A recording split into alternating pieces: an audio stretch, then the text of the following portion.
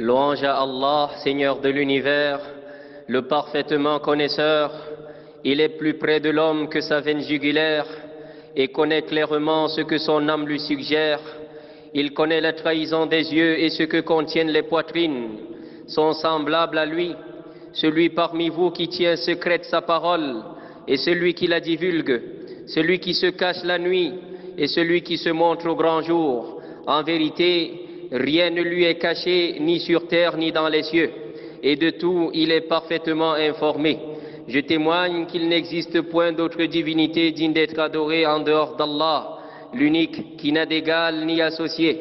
Et je témoigne que Muhammad, à lui le salut et la paix, est le serviteur d'Allah et son messager, le meilleur à avoir excellé dans la pureté de l'apparent et du cachet.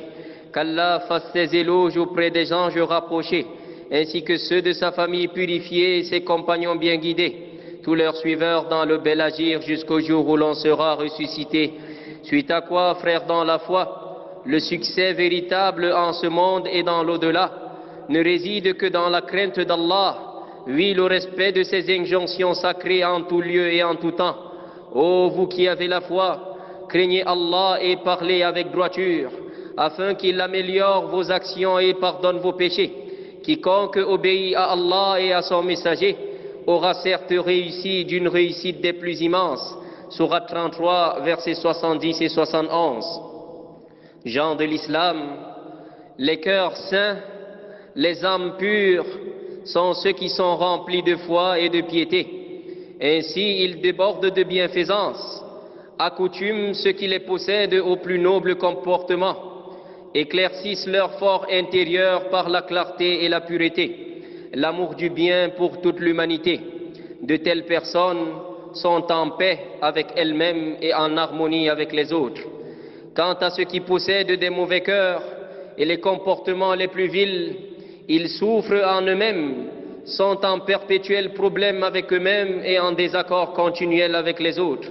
Mes frères, celui qui prend le temps de scruter véritablement son cœur et sa conscience mettra tout l'effort qu'il faut à les réformer, à les purifier et les éloigner de tout ce qui peut les entacher. Et certes, le livre d'Allah, ainsi que la tradition du messager d'Allah, à lui le salut et la paix, regorge de tout le bien, toute la guidée permettant d'obtenir des cœurs saints et des âmes pures. On retrouve à ce titre ce récit. D'après Abu Huraira, qu'Allah soit satisfait de lui, le prophète, à lui le salut et la paix, a dit: fait partie du bel islam d'une personne le fait de délaisser ceux qui ne le regardent pas, rapporté par l'imam At-Tirmidhi, Ibn Majah, l'imam Malik et l'imam Ahmad. Ce récit est l'un des plus grands fondements de la morale et de l'éthique. En effet, celui qui délaisse ceux qui ne le regardent pas et s'occupe de ceux qui le regardent aura parfait son islam. Et selon Anas, qu'Allah soit satisfait de lui, le prophète, à lui le salut et la paix, a dit: la foi de l'un de vous ne sera maintenue que lorsque son cœur sera maintenu sur la droiture, et son cœur ne sera maintenu que lorsque sa langue sera maintenue sur la droiture. Rapporté par Ahmad. Dans les deux recueils de l'imam al-Bukhari et Muslim, il est transmis du prophète, à lui le salut et la paix, qui a dit que celui qui croit en Allah et au jour dernier dise du bien ou se taise. Et concernant la parole d'Allah, il ne prononce pas une parole, c'est-à-dire l'homme ne prononce pas une parole sans avoir auprès de lui un observateur, c'est-à-dire un ange prêt à l'inscrire. Sourate 50, verset 18. Certains pieds prédécesseurs dirent à propos de ce verset: l'un de vous n'a-t-il pas honte que le registre de ses œuvres lui soit exposé au jour dernier et qu'on ne retrouve rien de bon concernant son au-delà à l'intérieur? Serviteur d'Allah, le fait d'être au-dessus, de se mêler de ceux qui ne nous regardent pas, est la marque de la pleine sagesse. Cela donne la lumière du cœur et de l'esprit, la tranquillité de la conscience, la paix de l'âme, la quiétude de la poitrine, le tout couronné du succès qu'Allah accordera à ce serviteur. C'est cela la pureté de l'âme et la paisibilité du cœur. Dans les siyar de l'imam al-Dhahabi, d'après Zayd ibn Aslama, les gens sont entrés auprès d'Abu Dujana, qu'Allah lui fasse miséricorde, alors qu'il était malade. Son visage resplendissait. Il leur dit: il n'y a pas une œuvre grâce à laquelle j'espère la miséricorde d'Allah comme deux choses. Je n'ai jamais parlé de ce qui ne me regarde pas, et certes mon cœur est resté sain. Dans le recueil de l'imam Muslim, le prophète, à lui le salut et la paix, a dit: Allah n'aime pas de vous les onnadis. Allah n'aime pas de vous les onnadis.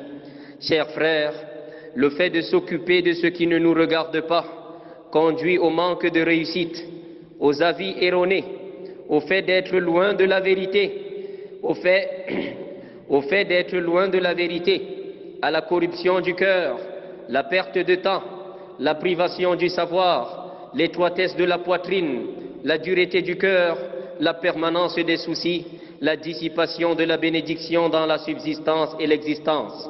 Certes, le plus grand bénéfice qu'on puisse tirer de la vie d'ici-bas, c'est d'occuper son âme à ce qui la regarde, à ce à quoi elle est plus en droit d'être occupée, à ce qui lui profitera dans son devenir de l'au-delà.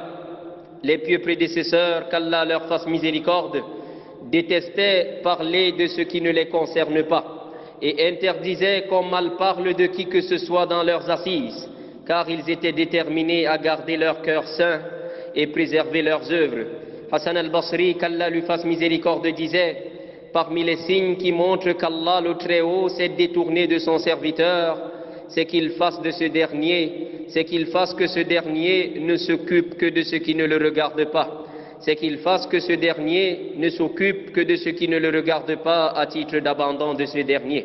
Et Sahl Tusturi, qu'Allah lui fasse miséricorde, disait: celui qui parle de ce qui ne le concerne pas sera privé de vérité. Quant à Ma'arouf, qu'Allah lui fasse miséricorde, il disait: la parole du serviteur sur ce qui ne le concerne pas est la preuve qu'Allah l'a abandonné. Serviteur d'Allah, la parole, qu'elle soit verbale ou écrite, est la manifestation de ce qui est enfoui dans le fort intérieur de l'homme. Elle ne peut plus être avalée une fois qu'elle a été dite, tout comme ses conséquences ne peuvent plus être effacées une fois qu'elle a été entendue. Il appartient donc aux doués de raison de prendre garde à ces déviances, soit par le silence ou en parlant peu. Le silence est maître. Le fait de se taire lorsqu'il le faut est la marque des véritables hommes, tout comme la prise de parole quand il le faut fait partie des plus nobles qualités. Et dans le récit rapporté par Muslim, il suffit à une personne d'être menteuse que de rapporter tout ce qu'elle entend. Omar ibn al-Khattab, qu'Allah soit satisfait de lui, disait: celui qui parle beaucoup fait beaucoup d'erreurs, et celui qui fait beaucoup d'erreurs aura beaucoup de péchés, et celui qui a beaucoup de péchés est plus en droit du feu. Et Wahab ibn Munabbih disait: les sages sont unanimes au fait que la mère de toute sagesse, c'est le silence. Celui qui observe le silence pour Allah prend la parole pour Allah, s'évertuant à lutter contre les mauvais penchants de son âme, l'incitant à dire tout ce qui lui vient. Celui-là aura certes réussi par la grâce d'Allah. On regrette rarement le silence, mais on regrettera toujours une parole mal placée. Et certes, celui qui compte sa parole au nombre des œuvres dont il rendra compte au jour dernier ne parlera pas de ce qui ne le regarde pas et ce qui ne le profite pas. Anas, qu'Allah soit satisfait de lui, disait: l'un de vous ne fera véritablement preuve de crainte d'Allah que lorsqu'il aura réservé sa langue. Le Très-Haut dit: certes veillent sur vous des gardiens, c'est-à-dire des anges, des nobles scribes qui savent ce que vous faites, prêts à écrire tous les actes et les paroles du fils d'Adam. Sourate 82, versets 10, 11 et 12. Nous poursuivons, Inch'Allah, cet exposé lors d'un sermon prochain. Puisse Allah nous pardonner et nous guider vers la droiture dans nos actes et paroles. Ô Allah, notre Seigneur, purifie nos cœurs de l'hypocrisie, nos œuvres de l'ostentation, nos langues du mensonge, nos yeux de la trahison. Certes, tu connais la trahison des yeux et ce que cachent les poitrines.